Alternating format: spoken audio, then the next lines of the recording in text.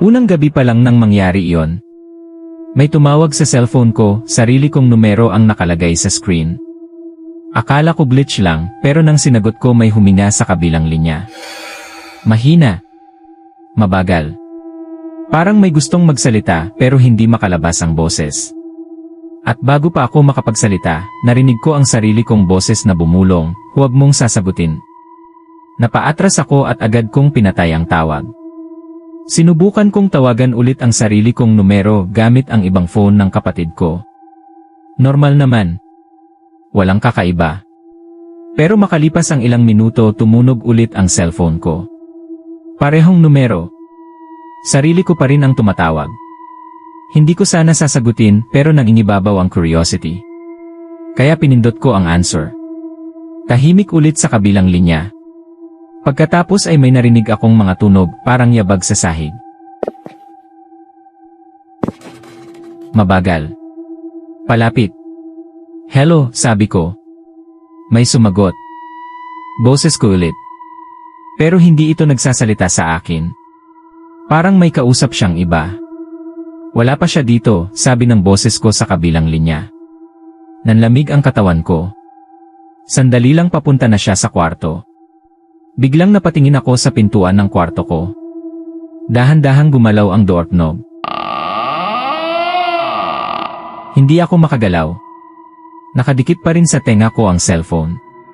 Sa kabilang linya, narinig ko ang sarili kong boses na muling nagsalita. "Okay na." Saglit na katahimikan. Pagkatapos ay bumulong ito ng mahina. "Nasa likod na niya ako." At doon ko lang napansin ang isang bagay.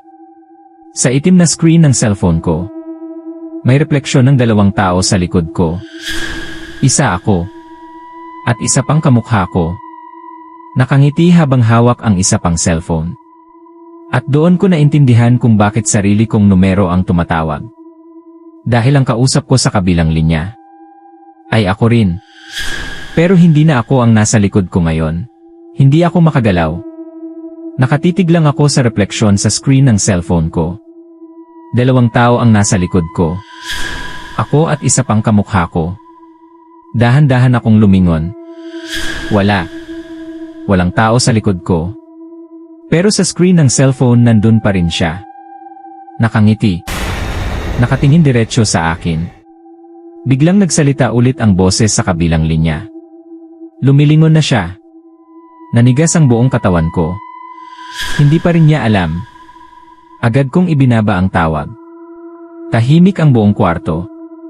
Tanging tibok ng puso ko lang ang naririnig ko.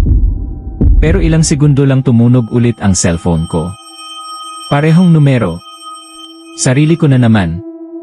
Hindi ko na sinagot. Pero may pumasok na text message. "Bakit hindi mo ako sinasagot?" Sinundan pa ito ng isa pang message. "Matagal na kitang sinusubukan tawagan." At pagkatapos ay ang pangatlo. "Gusto lang kitang balaan." Kinabahan ako. Nanginig ang kamay ko habang binabasa ang huling message. "Kapag tumawag ang numero mo, huwag mo sasagutin." Bigla akong napatingin sa call history. Nanlaki ang mata ko. Dahil hindi pala ako ang unang sumagot ng tawag kanina. May isa pang entry bago yon. Isang tawag mula sa sarili kong numero. Na sinagot ko kahapon ng gabi. Pero wala akong maalalang sinagot ko yon. Muli akong nakatanggap ng message. "Simula nang sagutin mo ang unang tawag, nagpalit na tayo ng lugar." Mabagal akong napatingin sa paligid ng kwarto ko. May kakaiba. Parang hindi ito ang kwarto ko. Lumapit ako sa salamin. At doon ko nakita ang pinakanakakatakot na bagay. Ang nakikita ko sa salamin ay hindi ako. Siya yon. Yung nakangiti sa refleksyon ng cellphone ko kanina. At biglang tumunog ulit ang cellphone sa kamay ko. May tumatawag. Numero ko ulit. Pero ang pangalan na nakalagay sa screen ay hindi na pangalan ko. Nakalagay doon, "Ikaw, yan totoong may-ari ng katawan." At bago ko pa masagot ang tawag, may bumubulong sa loob ng ulo ko. Mahina. Pamilyar na pamilyar. Sarili kong boses. "Salamat sa katawan mo." Habang nakatitig ako sa salamin, unti-unting nawawala ang kontrol ko sa katawan ko.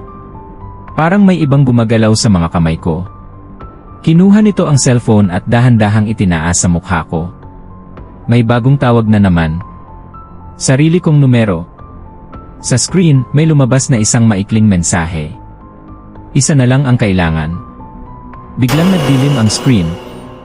At sa itim na refleksyon nito, nakita ko ulit siya. Nakangiti habang ako ay unti-unting nawawala. Bago tuluyang mawala ang lahat, may huling boses akong narinig sa loob ng ulo ko. Mahina. Pero malinaw. May isa na namang papalit. Pagkatapos nun tumahimik ang lahat. At kung sakaling may tumawag sa cellphone mo isang gabi, at sarili mong numero ang makita mo sa screen, huwag mo itong sasagutin.